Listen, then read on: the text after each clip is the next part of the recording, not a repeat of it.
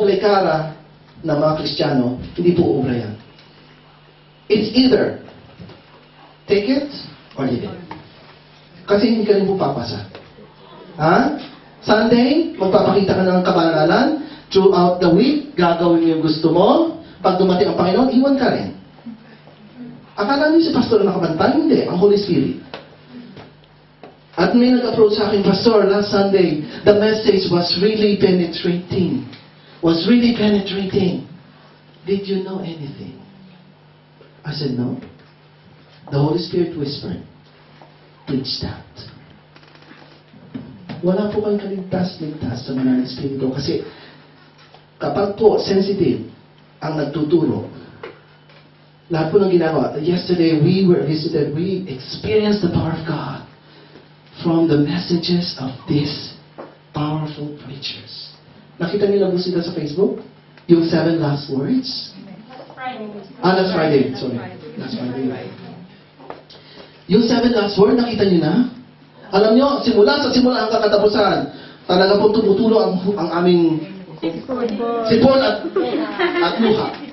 Hindi namin mapigil. Sapagkat punong-puno po ng katotohanan ang aming mga narinig. At hindi naman po katotohanan, buhay po nila.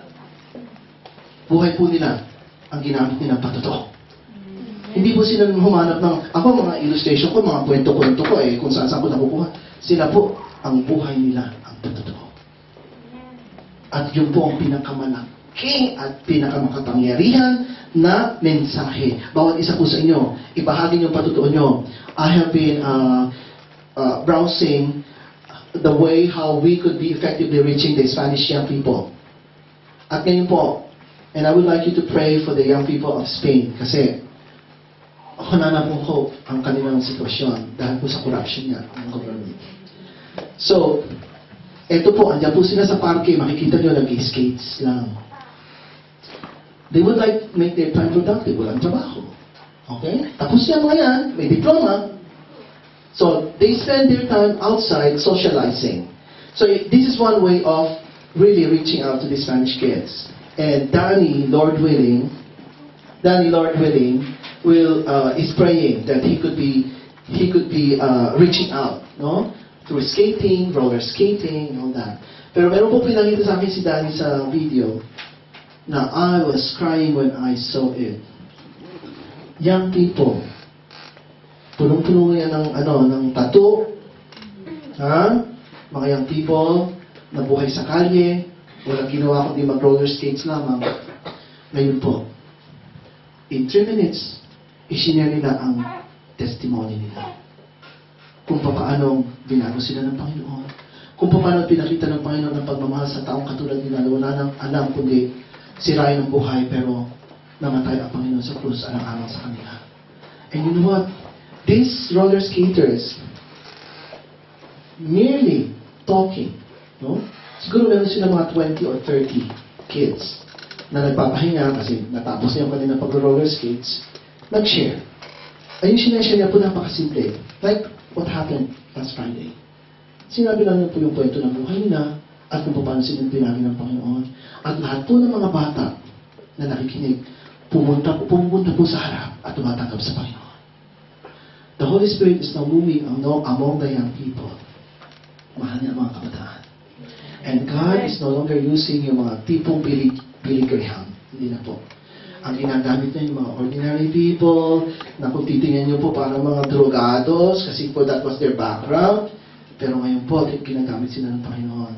So don't you ever put down yourself. So sabihin niyo, pero pasok wala akong training, hindi ako bagong-bago ako. Share your testimony. Every Sunday when you experience the power of God, tell it here. And you will not regret. Because every testimony that you share, yan po yung pangako ng Panginoon, hindi masasayang ang mga salita natin pag ito ay para sa purihan ng Panginoon. Now, I would like to emphasize that we have to stop living a double lifestyle. We have to stop living a life fooling ourselves. Niloloko po natin ang sarili natin kung natutunan natin tapos hindi natin ginagawa. Okay? So, tigilan na po natin yung kalukuhan na yan. Kasi, anytime po na dumating ang Panginoon, wala na po tayo masyadong hinihintay ngayon. Hinihintay na lang po natin yung marinig ng buong mundo ang Ebanghelyo at muli na po siyang dadating. Pero kung kayo po ay magpapatuloy sa ginagawa niyo po, katulad ni Saul, hindi po, you cannot make it to heaven. And I am talking to myself as well. We have to guard. We have to guard ourselves. Kailangan na ating ginagawa ay pleasing to God. And I would like to give you the assurance na what Jesus did was, He was numbered with the transgressors. Siya po ay namatay sa krus para po ma-identify sa atin. At alam niyo po isang rason kung bakit He has to be identified with the sinners? Kasi po, siya po ating advocate. At ang advocate po, siya po yung nagdedefensa sa judge. So, sila po yung mga lawyers. Okay? So, Jesus is our advocate. At sasabihin natin, bakit kailangan pa ng advocate? Kasi, alam nyo, ang ating kasalanan ay nagmula pa sa simulang-simula kay Adan at kay Eva. At doon po nagsimula ang kasalanan na. Kaya po, ano man ang gawin natin, tayo po ay makasalanan. Wala po tayong pwedeng itago kasi po, ang ating ninuno at kaninunuan, yung pinag-umpisa natin ay makasalanan. Ibig sabihin, tayo, namanan natin lahat yan. So, the only reason and the only way ay kung paano pumasok ang kasalanan sa magitan ni Adan ni Eva, kailangan magpadalhin siya ng tipong Adan na tatapusin lahat yan. Okay? Ang Diyos makapangyarihan. So, sinong pinadala niya? Si Jesus Christ. At si Jesus Christ na ngayon ang nagpura ng lahat ng ating history. From Adan up to our generation, wala na po yang silbi. Ang kasalanan po natin ay pinatawad na ng Panginoon. At ang sinasabi ng Panginoon sa accuser. Sino po ang accuser natin? Si Satanas. Sasabihin ni Satanas, so ikaw, hindi ka ligtas.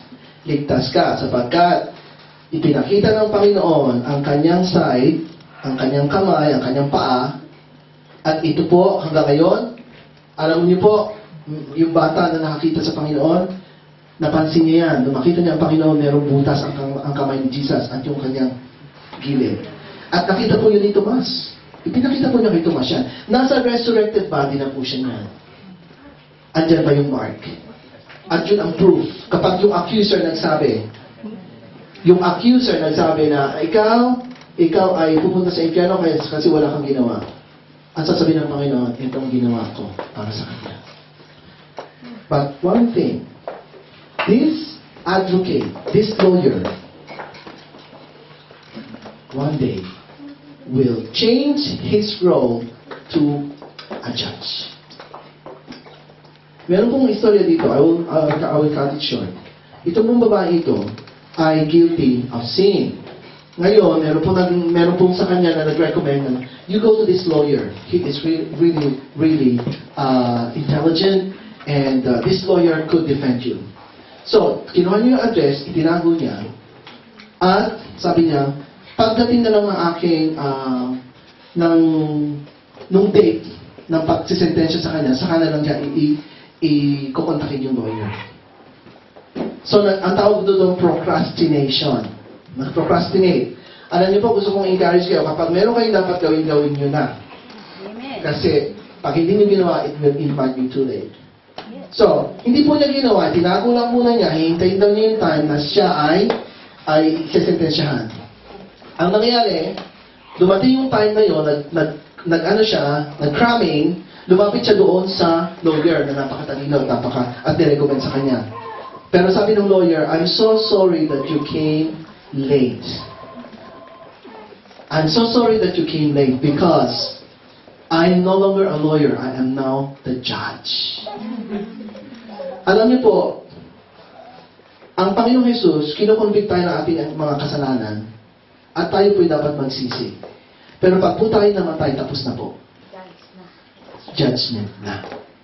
Hanggang sa kamatayan, meron pag-asa. Pag namatay, hanggang sa hantungan, may pag-asa. Pero pagkamatay po natin, tapos na. Hindi na po tayo pwedeng, hindi po natin sabihin, pero Jesus, namatay ka sa krus. Oo, namatay ako sa krus. Pero ito ay para doon lang sa buhay. The whole time, the entire life, kinonvict kita. Hindi ka nag-give in. At ang nangyari po kay Saul, dahil po paulit-ulit, pinatigasan ng Panginoon ang kanyang puso. At isa pa po, yung kanya po na tinanggal na kasalanan sa kanyang reino, yun po ang kanya naging ending. Binalikan niya po yung paglapit dun sa witch. Binalikan niya po. Yung pong kasalanan na alam niyang karuma-duma sa harap ng Panginoon, yung po kanyang binalikan. Para po yung aso nga na sunuka at nilulod muli yung kanyang sinuka. Yun po ang katapusan ng mga matitigas ang ulo, ng mga proud, rebellious, at mga manhid na mga disipulo ng Panginoon. Okay? Alisin na po natin yung pagkamanhid natin. Meron pong ending ang pagiging mabuti ng Panginoon. Today is the day of salvation. Today, Jesus resurrected. Today is the day of victory. I-claim po natin yan, victorious na tayo. Pero wag na po natin balikan. Tayo po nga dito ngayon. Banana Espiritu, we still need you to convict us. Holy Spirit, please don't be grieved. Holy Spirit, please forgive us. And enable us, tulungan mo kami na ma-overcome namin ang aming kahinaan. Holy Spirit, hindi kami magbabago ikaw. But give us the willingness. It may hurt. It's hard to accept. But Father, because you are giving us a humble heart, we can do it. If you feel you're not worthy before the Lord, if you feel that you have failed Jesus in many ways, you could start all over again. And if that's your desire this morning, raise your hand to God. God, here I am. Here I am, I want to be changed. Here I am, I'm willing. I'm willing to accept. I'm willing. Please forgive me. Please forgive me.